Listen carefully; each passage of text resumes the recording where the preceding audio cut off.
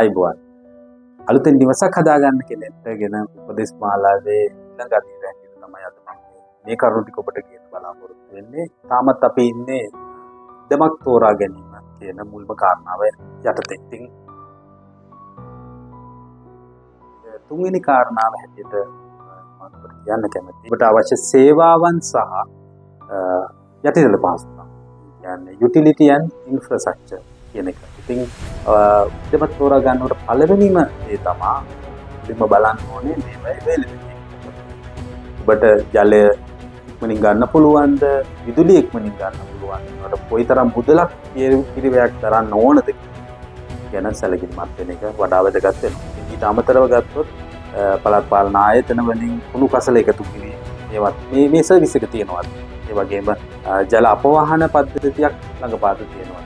මේ වගේ බලන්න ගොඩක් වැදගත් වෙනවා. ඉතින් ජල අපවාහන පද්ධතියක් කියන්නේ ගොඩක් හොඳ සර්විස් එකක්. ඉතින් ඒක තියෙනවා නම් ඔබට වඩා පහසුවෙන් টয়ලට් වේස්ට් ඒ වගේම පාවිච්චි කරන ජලය අර දාන්න පුළුවන්. ඒවා අපිට ගොඩක් ප්‍රශ්නයක් වෙන අවස්ථා බොහෝ දුරට තියෙනවා.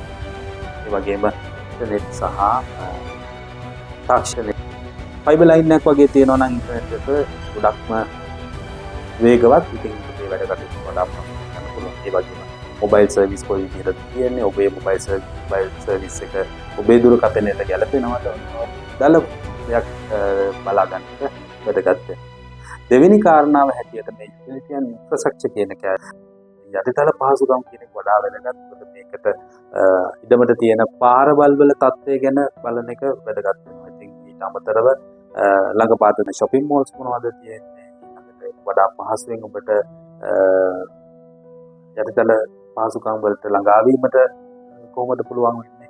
පිට්ටනියක් ළඟපාත තියෙනවා නම්, ඒ වගේම ජිම් එකක් ළඟපාත තියෙනවා නම්, ඒක ඔබේ රුචිකත්වය අනුව කොයි දේවල් මේකට අදාළව වඩා පහසුවෙන් ළඟා වෙන්න පුළුවන්ද කියන එක බලන එක වැදගත් වෙනවා. ඉතින් ඊට අමතරව ගෝල්ෆ් ක්ලබ් එකක් ළඟපාත තියෙනවා නම්, නැත්නම් ස්විමින් pool එකකට ළඟදී ඉක්මනට යන්න පුළුවන් නම්, ඒ වගේම ඉන්ඩෝර් ස්ටේඩියම් එකක් ළඟ තියෙනවා නම් ඒවා අපිට ගොඩක් වැදගත් වෙනවා. ඉතින් ඔය කියන දේවල් කාරණා ටික බලලා මේ මම තෝරා ගැනීම වඩා ඉදිරියේදී තවත් ඉඩම තෝරා ගැනීම තවත් බලපාන කරුණු බලාපොරොත්තු වෙනවා.